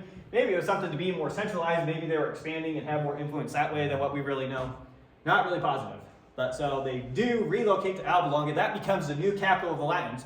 And that is now going to be the capital of the Latins going forward hundreds of years. So now we're going to look at the line of kings at Alba Longa. Because we're going to fast forward the story a lot. We cared about Aeneas, and now we're going to jump ahead to Romulus. So we're going to jump ahead hundreds of years. Sack of Troy was 1184 BC, or 48, 84. Now I can't remember. BC, roughly. And we're going to jump ahead to the founding of the city of Rome, which is 753 BC. So we're going to jump ahead a lot in time. So here's the line of kings. At the city of Babylonia. Try and help you reconnect the whole story we just went over. Anchises, Trojan prince, together with Venus, or Aphrodite, had a son, Aeneas. That's from Troy. King Latinus has a daughter, Lavinia. When Aeneas makes it all the way to Italy, he ends up marrying Lavinia, and they have a son, and he's the one who founds Babylonia. All these kings are kings of Babylonia. And we're going to pick up our story with this king, Procus. There should be an S there. I don't know why they're missing it. These kings rule their entire life. No idea. Because it's a lot of kings in such. It's a lot of kings, a lot of names just listed out. You know, it's got a little bit of a Bible sense to it. Yeah. This guy was the son of that guy, was the son of that guy. Da da da da da. So you got all these lines of kings rolling in Babylonia, bridging the gap between Aeneas and then who we're going to care about, Romulus, right there. Okay, so we're going to be picking up the story with the death of Procus and his sons, Numitor and Amulius, something like that. Huh? Just telling her we named our baby Romulus. Okay. It's fitting for this class to be the next class. Okay. So, maybe I'll tell the story a little bit while we're looking at this to help us get the characters in our head. It's going to be hard as history moves forward, keeping track of names. So, when Procus, king of Babylonia, dies, the kingship goes to his son, Numitor. His brother, Amulius, the brother of Numitor, ends up overthrowing his brother and taking the kingship for himself. So he becomes the king of Babylonia. His brother, Numitor, is who he overthrows. On top of overthrowing Numitor, he kills any of Numitor's sons that he has. And Numitor had one daughter, Rhea. He makes Rhea Silvia, but Rhea is how I'll refer to her now, a Vestal virgin, so that she can't have any kids. So he makes her a Vestal virgin, kills all the sons to end the line of Numitor, so that can't go forward anymore. He'll be the king of Babylonia, and it will be his kids from here on out who rule the city and are king of the lands. That's his big bad plan. Okay, so he makes Rhea a Vestal virgin. What were the Vestal virgins? They were girls who had to be virgins their entire life who served Vesta. Vesta was the god of hearth or fire or something like that. So they're like nuns. Virgin goddess of heart. Yeah, they're required to be nuns. They're required to be virgins their whole life. But yeah, basically sending her to a nunnery. That's a good analogy for what he did. They didn't actually physically prevent her from being able to have children. No. Oh, okay. Okay, it's a lot like sending him to a nunnery. That's a great analogy for what happened. Okay, so Procus died, leaving Numitor king. Amulius overthrows his brother, kills his son, and makes his daughter, Rhea Silvia, a Vestal virgin. Vesta was the virgin goddess of the hearth. Oh, so Vesta was a virgin goddess, so her servants had to be virgins, I guess. And then goddess of the hearth, one of their responsibilities, they had all sorts of religious responsibilities, but one of their responsibilities was to keep an eternal fire always going. Yeah, pretty cool. Anyways, Rhea, the naughty girl, ends up having twin sons, Romulus and Remus. And who does she have these sons with? Mars or Ares? Same guy. King of war. Yeah, god of war. Not king of war. He's on another level. I meant God. God of war. Now, in some versions of the story, he rapes the poor girls. In other stories, he seduces the poor girls. But in either case, notice that Aeneas, who was his mom, Aphrodite. Now, Romulus and Remus, who's their dad? Mars. So our big shots are always descendants from gods. Descendants of mortals couldn't do such things. Of course not. Anyways, so Rhea's uncle, King Amulius, he's not too happy about these twins that were just born. He went through a lot of effort to wipe out the line of Numitor to make sure that would be his kids from here on out who rule. And so he sends Romulus and Remus to be drowned in the Tigris River. Or the Tiber River, sorry. I'm going to call it both. So far away. I know. This is the way it goes. So he tells some poor guy, You got to take those kids all the way up to this river, and you got to drown them in the river. Local lakes won't do it. For whatever reason. I don't know if they were located somewhere it's supposed to be to make the story make sense, but nonetheless, that's the way the story goes. Now, lucky for these twins, go ahead. Is this mythology? It's history. Nothing but the facts. Which kind of history? Huh? Which kind of history? The fun kind. Okay. All right. Anyways, so they're taken to the river to be drowned. When they're taken up to the river is flooded at the time. Meaning that when a river floods, it deposits pools on the side of the river that are kind of just sitting there that ultimately have to dry up. And so the guys showing up to the river, it's flooded, there's all this water in between, little ponds and lakes in between. They don't want to risk their lives getting close to the river and getting sucked in. And so they decided, we'll just stick the babies in the pond, good enough. They're eventually going to die. So they figured that they did their job and they make the long trek home. That's crazy. Okay, so anyways, huh? Individually, it doesn't Yeah. know. So they take them all the way up near what we now call the Seven Hills of Rome to drown the poor kids. The kids are instead, they're just left in the pool. The pool sits there. Guess they start crying or something. The she-wolf comes along and she nurses the poor little babies to help keep them alive. A shepherd shows up, sees the she-wolf licking them and taking care of the children, and he decides to raise the kids as his own. There's actually recorded cases of wild children being raised by wolves and animals. One speculation, so lupa means she-wolf somehow, or somehow that's tied into the etymology. Livy specifically says that he thinks that was the name of the wife of the shepherd. And so there was confusion between she-wolf and this girl's actual name. And so he was actually nursed by the wife of a shepherd, and the story is some shepherd family actually found him. But the Romans really like the she-wolf version, and there's a lot of art showing the she-wolf version of the story. I also like the sheep. Anyways, so Romulus and Remus, they are raised now with these shepherds. And even though they're being raised as shepherds, they spend a lot of their time hunting. They're very physical guys, active guys, and they're very charismatic guys. And they get other shepherds following them around doing things. And the story is that they were basically brigands to brigands. So brigands would go and they would loot the area taking things. They would then hunt down the brigands and rob the brigands and give the stuff to the shepherds. So the shepherds really liked these guys. They were very natural leaders. And that's one of their pastimes, you know. Let's go hunt down some brigands. Well, one of the times where they're out hunting down some brigands, one of them gets caught. Remus gets caught. Romulus, he makes it away. Remus, he gets caught. Brothers. And the brigands take him to the local authority. Because he's robbing them, right? So they take him to the local authority. Now, the local authority is Numidor. Remember? Full circle. Yes. Amulius's brother. Amulius never killed his brother. He probably liked him. He just wanted to kill all his descendants. It would be his bloodline that goes on.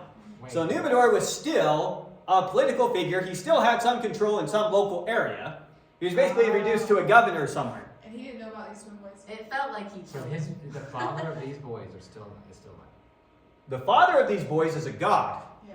Mars. It's The not- grandfather of these boys, That's what- yeah, sorry, that's what I meant. Numidor. Yes, let's it's easy to lose track of these Names. lines.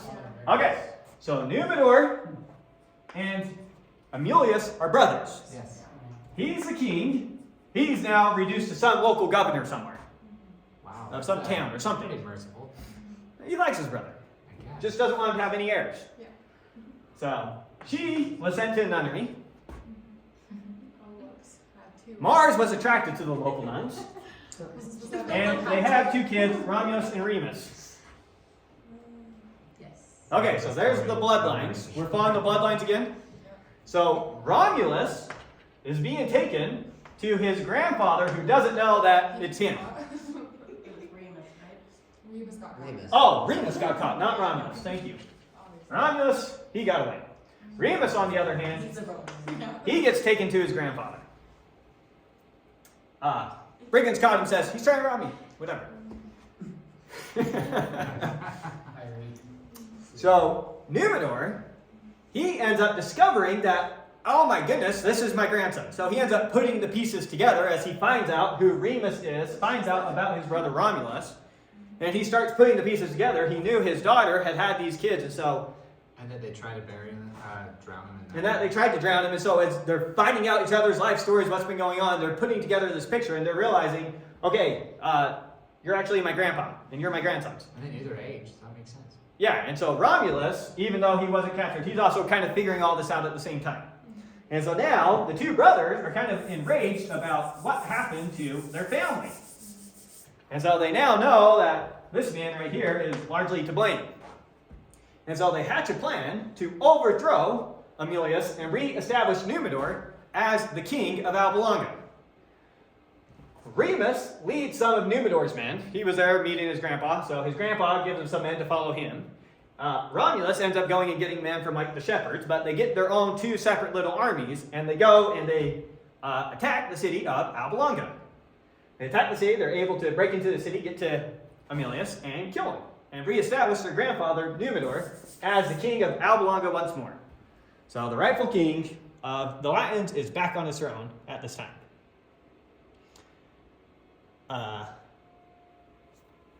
Okay, so we're back to Numenor retaking his throne, and we're going to move forward from there unless you have any questions so far. Go ahead. Is the place that they're in a city or a nation? A city. They're in the city of Babylonia right now. Can you say that slowly?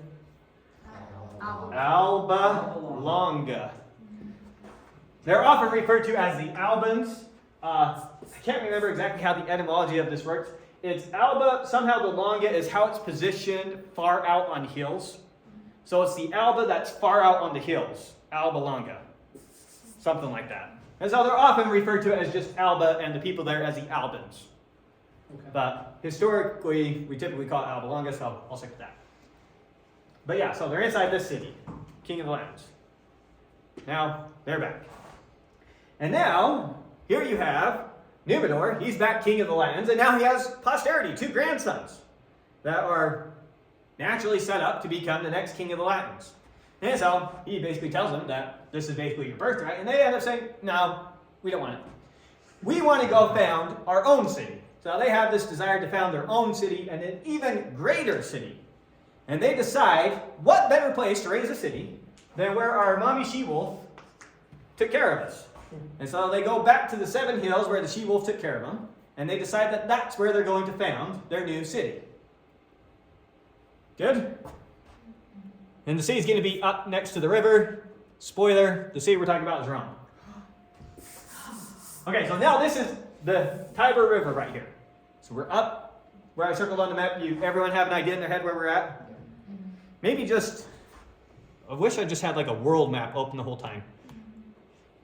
In terms of, here's Italy. We're talking about somewhere like right here. Maybe more this way. Maybe more like that, closer to the sea. But not next against the sea. Okay, so just trying to keep in your head where we are at in the world. So this is zoomed way, way, way, way, way in, looking at, these are actually the hills now. Ignore this red line going around. I just need to find one that gave me the hills I wanted. So Romulus and Remus, they each have their own little followings of men. They show up at the 7 hills where their mommy she-wolf took care of them. And they're trying to figure out 2 things. One thing they got to figure out is, who's going to be king? And where are we going to build our city? Now, they have a huge problem trying to figure out who's king, because typically it's whoever was born first. But they're twins. So who was born first? They don't know. One will come out a little bit before the other, but they have no idea who it was. And second, they can't agree about which hill to start their city on. You start your city on top of a hill and build the walls around the hill, whatever, a good defensive position. Romulus wants to start on this hill, called the Palatine Hill. Remus wants to start on this hill, the Aventine Hill. Are these hills still around? Yeah, these are the 7 hills of Rome. You can go walk on the 7 hills of Rome. Oh, that's so cool. And you can go see all the places. It's all very well marked out for where a bunch of things happened. Wow. I'm sure you can go find the exact cave somewhere on the side of the Palatine where the she-wolf was supposed to have taken care of them. The Romans, I mean, they continue these festivals all throughout history. And so part of one of their celebrations was every year they would go put a statue of what I showed you at the start, the she-wolf nursing him, inside the cave where this supposedly happened. And these are traditions that go on for hundreds of years. It's amazing. Anyways, so Romulus wants to build on this hill, Remus wants to build on this hill, Romulus wants to be king, Remus wants to be king. They each have their own little followings, their own supporters. Who's going to be king? Well, they got to figure this out. And so they decide, well, let's leave it up to Papa. What does he have to say about it? We're going to look for a sign from the gods. In other words, Mars. Yeah. Their dad. All right. So they go on to each of their separate hills, and they're each waiting for the sign that will tell them which hill they're supposed to build on. I can't remember what the birds are in the story. I think they're vultures, because they're supposed to be Mars's birds, I think. I may use vultures. I'm not sure if that's right. Anyways, so Remus is over here on his hill, and 6 vultures come and land on his hill. And so, when that happens, he decides, well, that means I should be king, and so he's walking over to the Palatine Hill to tell Romulus, I got 6 vultures. What do you got? As he's walking over there, 12 vultures land on Romulus's hill. And so, Remus is saying, well, obviously, Papa favors me more because he sent these birds first. Romulus says, what are you talking about? He favors me twice as much as he favors you. He sent me 12, he barely sent you 6. Get out of here. And so, to Romulus's mind, it's been decided. He's king. Remus thinks that they still haven't figured this thing out. So Remus goes back to his hill. Romulus, he decides, nope, I'm already king, and he gets to work. And he has his men start building the walls around the hill, ultimately, that are going to be the city walls. Remus, not sure how much time is supposed to have passed, but enough that they were able to get construction away on the walls. Not so high that you can't step over them. So Remus sees what his brother and his guys are doing, and that infuriates him, because in his mind it's still not settled who should be king. And so a dispute breaks out between them, and a sort of fight breaks out between them. And in the fighting between them, Remus crosses over Romulus's ditch/wall, whatever it was. And in the fighting, he steps over the ditch, and in the fighting, Romulus kills him. Romulus kills Remus. And he says, something to the effect, I'll get the words wrong, but something like this, such shall be the fate of anyone who crosses my battlements. Now, they have a special name for this wall that they place around their city, and they call it no, not the Palatine, they call it the Pomerium. Now, the Pomerium and crossing the Pomerium becomes, or in the future, is a death penalty offense in Rome. Now, how do you get in and out of the city? Well, technically, the Pomerium starts and ends at wherever the gates are. And just to give you a feel for the Romans, tell you a story about the Pomerium going forward. So, put a pin in our story here for a second, again, and just talk about the expansion of Rome. So, as the city grows, the Pomerium grows with it. As more people come in, the city walls grow. Eventually, all 7 hills of Rome are inside the city of Rome, and the Pomerium marks it out. But there comes a point where Rome is growing so fast, and it's a whole ritual process to actually move the Pomerium. It's a whole process to move the Pomerium. There comes a point where the walls just keep moving so much, they can't move the Pomerium keeping up with it. It's just too much. And so if you fast forward to Julius Caesar's day, the walls would be something like clear out here, and yet this thing right here would be the Pomerium. And it would have been some invisible line marked off by little stone markers telling you this is a Pomerium. And you do not cross the Pomerium, even though it has nothing to do with the actual city walls anymore. Even in Caesar's day? Even in Caesar's day. There's a famous story about Pompey during one of his triumphs, big parade. So Pompey is having a big parade, and he's got his chariot being pulled by 4 elephants. Or being pulled by elephants. I don't know how many elephants. 2 elephants, I think, but being pulled by 2 elephants. The problem that he has is, remember, the Pomerium starts and ends at wherever the gate markers are. The markers for the Pomerium that he's trying to cross through are not wide enough for the elephants to fit. And there is tons of space to the left of the marker, and tons of space to the right of the marker. He could have easily just walked around the marker and gone on his merry way. But because they couldn't fit between the markers, they stopped the whole parade, detach the elephants, bring in the horses to finish pulling the chariot, and away the parade goes. But they hold up everything to get this done right. So it was a big deal. You did not cross this line. Just necessary for a great king. Fast forwarding 750 years after Romulus makes the first Pomerium. So this becomes a very important line. And it's an important line for Roman politics in general. The politics that happen inside of here are very different from the politics that happen outside of here. Everything the senators do happens inside of this line. All legislation that is passed, every non-militaristic exercise of government pretty much happens within the Pomerium. And in the Roman legal system, there's pretty much being inside of Rome, Rome proper meaning the Pomerium, and being outside of Rome. Oh, that's what. And the government and the rules for what happens here is very different for what happens here. For example, if you were a governor, that means you were given a special authority that you exercised outside the Pomerium. Like Julius Caesar was a governor over of Gaul, for example. If he comes into the city and crosses that line, that is equivalent to resigning from your job. You instantly lose all that power. Because that power does not function in here. Wow. Wait, when you come out though, then you Nope. You still have No, it's just- Nope, you forfeit that power, it's gone. And if you're going to get that power again, it has to be voted to you. So you can never cross back in. This created huge logistical problems, fast forwarding, because one of the problems that they had is, fast forwarding to like Pompey, when he would have to meet with the senators would have to come outside the city to meet with him. Because he's functioning using this type of military authority out here. And if he were to cross in, they would have to re-give him that authority every time. And it would have to be a whole process. So to avoid that process, the Roman senators would have to keep moving, all of them have to go out to meet with Pompey instead of Pompey just coming and walking into the city.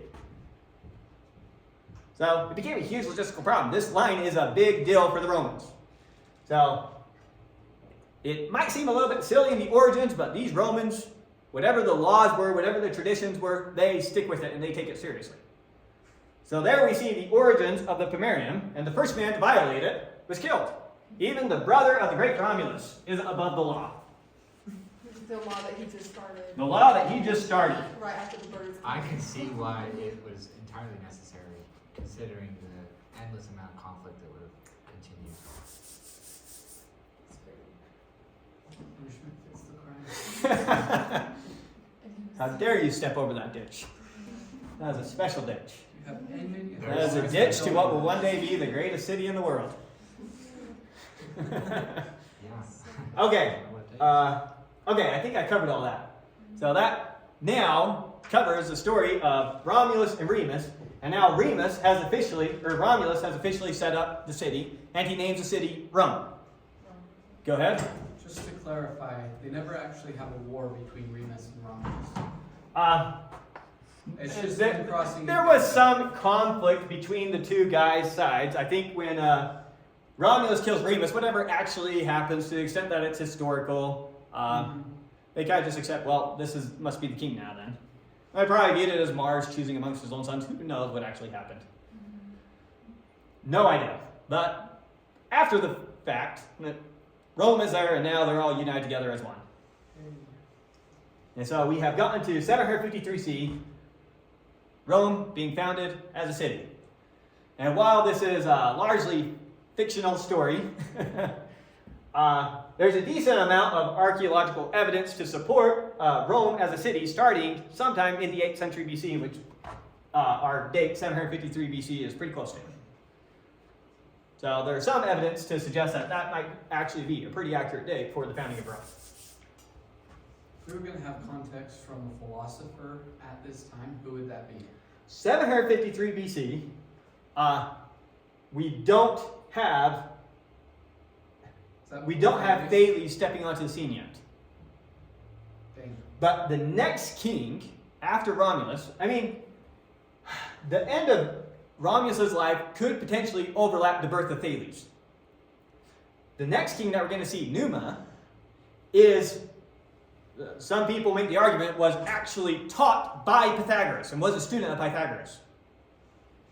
So we're going to see the Greek tie-in here. We've already seen it very strongly tying in with the Iliad and the Odyssey, but we'll see it tying in again. It's really cool that they have the exact date that it happened. April 21st. Yep, April 21st, 753 BC, and they celebrate April 21st as their founding day. Same way we have Independence Day, their version of Independence Day, they celebrate it every year, April 21st. But their calendar changes a lot, so. Yeah, it might not be perfect. Well, I mean, their actual calendar changes a lot, so I don't know how they organize that. Like this time, they're on a 10-month calendar, and they just have a period that they call winter, which is just recount the days till spring. So you do 10 months, and then there's dead space until spring starts again, and then we do 10 months. Makes sense. And you just skip winter, because who needs to name winter? Who needs time around? So, yeah, their calendar at the time is very messy. Okay, so Leap years, I didn't keep track of those. zooming in now, I don't want this map here to be too misleading, because this map kind of shows it fast forwarding a bunch. When the city is actually founded, here's a more realistic reconstruction of what it would have looked like. And in particular, notice all the water interfering with things. So let me kind of go back and forth between those again. Nice clean river, water everywhere. And so when it was founded, there would have been swamps that needed to be drained, or marsh type lands that needed to be drained out. There would have been water everywhere. We're going to find out really quick that this water kind of caused some problems for them. And so here's an attempted reconstruction of what it would have actually looked like at the time. Here the dark is the marking of the walls that they built. Around this whole hill is the Palatine Hill. They're showing that it actually has two different elevations. Here's the Capitoline Hill. Here's the Aventine Hill where Remus wanted to build it. These lighter brown, gray things are supposed to be marking roads or paths that have been rediscovered. Has been more yet with the question mark. So this is a reconstruction based off of what they've discovered. And so what they're wondering is, was this going off to somewhere? So they've discovered this much of a road must have been there. Okay. So this is trying to reconstruct I was wondering if they were like based alluding off of to current Remus's. archaeological evidence. Yeah, so they're saying this could have been a road to, I don't know what language that's supposed to be, but trying to piece together from what they have from archaeology. So that's what that's trying to put together. I thought that was a pretty cool map. Yeah. How close is the Rubicon to this? Like the river? Is that ways away? Why am I blanking on the Rubicon? That is clear up Germany? Germany? Or am I mixing it up with a different river? Rubicon's the one that Caesar crossed. Oh, the Rubicon. Oh my goodness. Yes. Oh, sorry. Rubicon's northern Italy. That's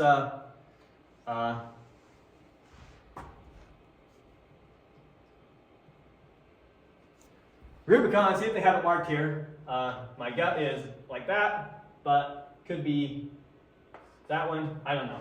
Sorry. We're thinking of the Rhine. Oh, yeah. Rubicon. Yes. So Yeah, Rubicon, Germany's northern way up Italy. there. Huh? Germany's way up there. Yeah. Yeah. I'm pretty I sure was- I wouldn't mind if he crossed from Germany. I got my wires crossed for a second. Okay. Yes. Rubicon. River in northern Italy. Okay. Okay. Any other questions so far? That makes I was sense. curious if those dotted lines right there, crossing the Tiberis. Yeah, is that a bridge or like rope or what? They could have had some sort of bridges that were not permanent bridges. Maybe So on the smaller rivers. some way of crossing.